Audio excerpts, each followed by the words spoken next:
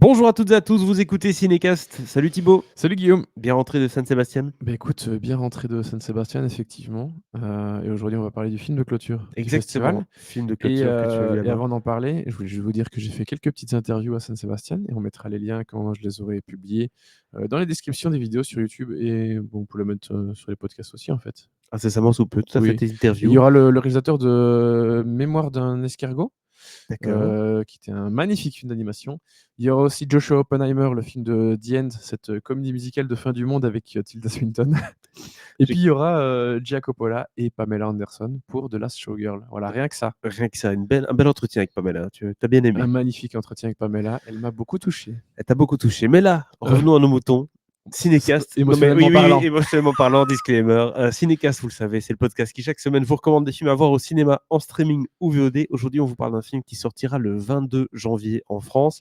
Un peu de patience, ça s'appelle We Live in Time ou L'amour au présent, un film de John Crowley avec Andrew Garfield, Florence Pugh, t-shirt, et Adam James. Alors, de quoi parle le film concrètement? Ça parle d'un couple qui se rencontre, ils sont amoureux comme tout, et ils vont traverser différents passages de la vie, on va dire. Ils tombent amoureux, construisent une maison, fondent une famille, donc un peu le classique, sauf que malheureusement, il y a une triste vérité qui va venir ébranler leur fondation, et cette vérité-là n'est pas une révélation, mais plutôt une maladie. On va s'arrêter là, et je propose qu'on regarde tout de suite un extrait de la bande-annonce.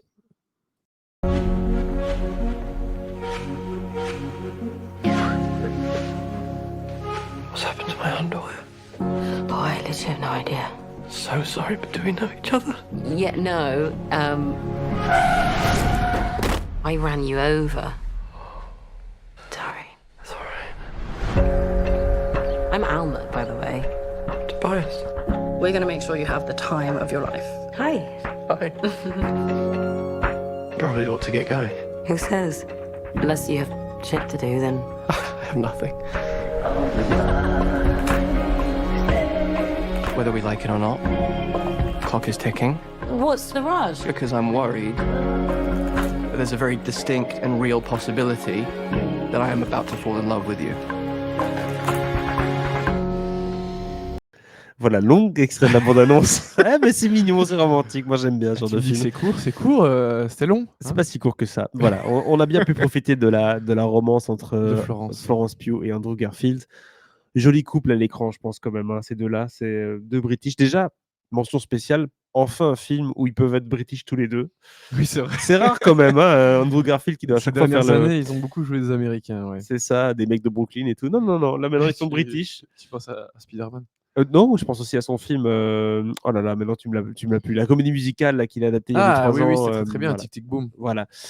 Donc ici, couple britannique, du coup, belle histoire d'amour, belle romance, où on sent bien qu'il va y avoir 2-3 petites larmes qui vont être versées. Qu'est-ce que tu as pensé de ce récit et de ce film, Thibaut?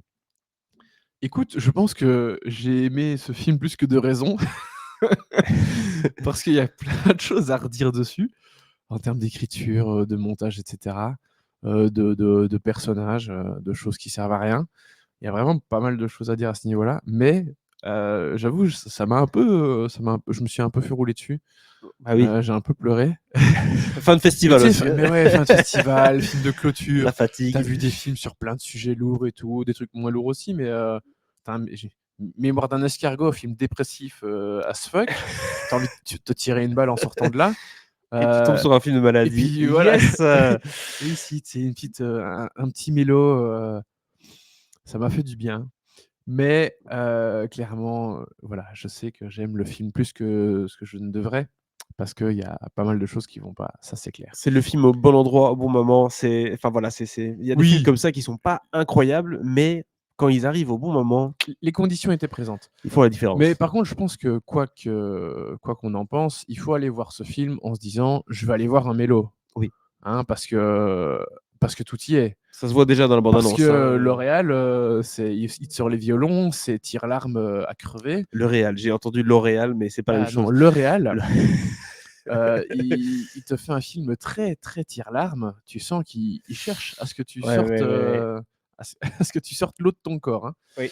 Mais Et Andrew Garfield est l'acteur parfait pour ça, parce qu'il joue tellement bien, ce gars, émotionnellement investi, Mmh. attendrissant, mais en même temps qui fait des gaffes, mais qui aimerait bien faire mieux. Enfin, Je le vois très bien dans ce rôle-là. Ouais, ouais. Bah, écoute, il fait bien ce gars qui est un employé de Weetabix. Voilà. Est-ce que ça existe encore, Weetabix? Je ne Les sais pas. Weetabix, Ouais. les céréales, Ouais, ouais, les céréales. ça existe encore. Mais D'accord. évidemment que ça existe Je encore. sais En pas, moi, Angleterre, c'est je le vois plus, déjeuner numéro 1. Ah ouais, d'accord, OK. Oui, oui.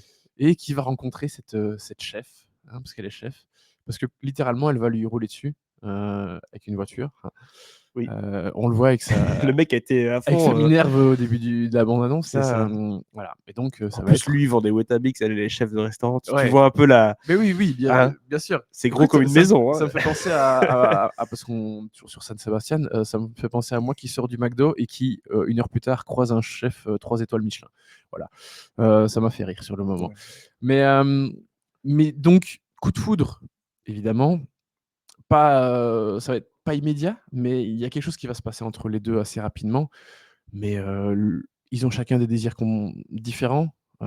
Lui, il veut des enfants, elle pas, enfin voilà, des choses comme ça. Donc, qui vont faire que leur vie va pas être simple. Et puis, évidemment, il y a cet aspect maladie qui va arriver et qui va un peu chambouler la vie de tout le monde.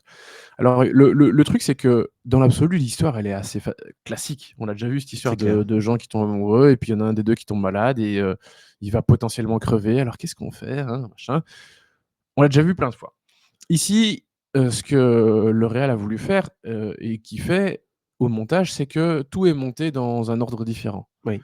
Donc il fait un peu des allers-retours passé, présent, et donc on va dire que quelque part, ça fait peut-être un peu mieux passer la pilule parce que tu vois pas ce truc linéaire complètement attendu avec ces petits allers-retours, tu as des petites surprises, Il veut hein. faire un peu son Eternal Sunshine. Mais je le mettrai pas au même niveau Avec que des Eternal pincettes, hein. Sunshine. Mais voilà, il fait un peu des allers-retours avec le montage, et je pense que ça rend l'histoire un poil plus intéressante. Malheureusement, le problème, c'est qu'il y a plein de sujets qui pourraient être intéressants et qui sont pas assez creusés. Il y a plein de choses qui sont artificielles, qui servent pas à grand-chose. Tu me parlais notamment de l'enfant qui apparemment n'est pas... Oui, l'enfant qu'ils ont, parce que oui, ils ont un enfant, et tu le sais avant même qu'il y ait cette scène sur le désir d'avoir un enfant, enfin qu'un désire avoir un enfant et l'autre n'en veut pas. Donc tu es là, bon, bah, super, mais je sais déjà que vous avez un enfant ensemble, donc pourquoi me mettre cette scène après, Oui, c'est ça. hein. Mais oui, la fille, au final, elle a pas grande utilité parce qu'on s'intéresse surtout à eux deux. Et donc, il y a des scènes comme ça où tu te dis, bah, oui, ok, c'est gentil de nous montrer, mais et je comprends que tu as envie de rendre ton film un poil plus intéressant ou surprenant en faisant ce montage non linéaire. Mais du coup, ça rend un peu obsolète certaines choses que tu nous racontes après. Donc ça, c'est assez dommage. Et puis oui, je parle de sujets intéressants, pas assez creusés. Il y en a un qui arrive notamment plutôt vers la fin du film. Ouais. Je ne vais pas trop en dire évidemment. De toute façon, la fin du film, si ça tombe, c'est le début. Attention, on nous accuse parfois de spoiler un peu trop dans le podcast. Donc Va savoir, pour la l'instant, frontière est fine. tout ce qu'on dit dans la bande-annonce. Mais tu vois, il y a ce truc qui est une décision qui va arriver très tôt dans le film, mais ils ont une discussion intéressante à ce sujet-là, plutôt vers la fin du film, entre quand tu sais que tu as un coup dur qui arrive dans ta vie, comment tu organises le restant de ta vie. Et en fait, la vraie discussion intéressante qu'ils ont à ce niveau-là, elle est à la fin du film. Et il y en a une, et tu te dis, mais c'est dommage de ne pas avoir plus creusé ce sujet. Bien sûr. Parce que, évidemment, chacun ne voit pas forcément tout à fait. la suite de la même façon. Et donc voilà, je trouve que parfois, il passe à côté de choses qui pourraient être super, mais il n'en fait pas grand-chose. Donc ça, c'est assez dommage.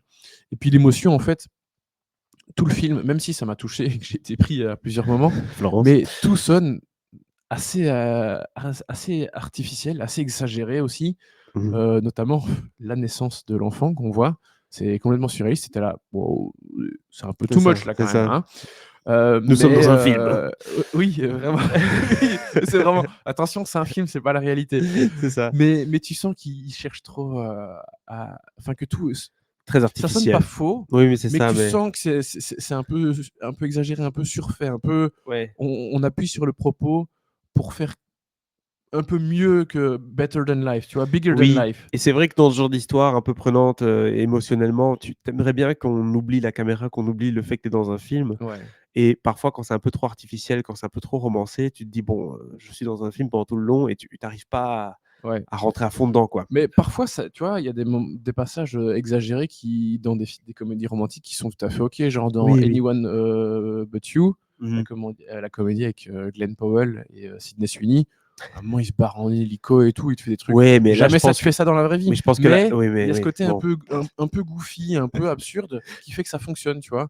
Et là, Oui, mais justement, t'as des moments où c'est exagéré et tu t'es Bon. pas là, c'est drôle et en fait ça fonctionne. Oui, mais Non, c'est parce que le ça film fonctionne pas. avec Colin Powell et Sydney Sweeney, c'est complètement assumé. Que Oui, tu vois, là, nous sommes dans une comédie romantique. voilà, Et c'est là, une rom-com. Mais du coup, dans un mélo, voilà, bah, ça fonctionne moins bien. exactement. Là, c'est beaucoup plus dramatique. Du coup, bah, quand il y a des côtés un peu plus hey, comédie romantique, tu te dis, oula, je change de registre. Exactement. Voilà, c'est ça le problème parfois.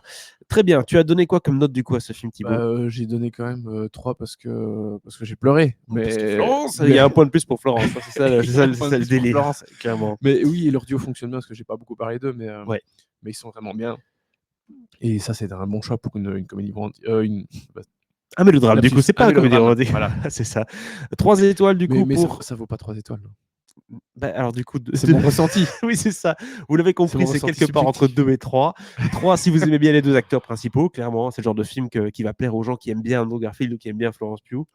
Hein, c'est le genre de Oui, film mais où c'est pas quand parce que t'es t'aimes fan, bien les ça marche un peu comédiens mieux. Oh, que tu vas aimer. Mais oui, ça tu vois, peut aider. il y a des gens qui regardent les films de Watson juste parce qu'ils aiment bien Emma Watson, mais ils n'ont pas envie de voir le Certes. cercle, tu vois. Ça fait encore des films.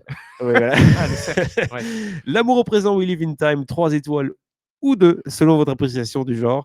On se quitte là-dessus. On se dit à très bientôt pour d'autres critiques. N'hésitez pas à vous abonner au podcast sur la plateforme de votre choix, que ce soit YouTube ou bien une plateforme de streaming comme Spotify, Apple Podcast ou Deezer. À très bientôt. Ciao, ciao.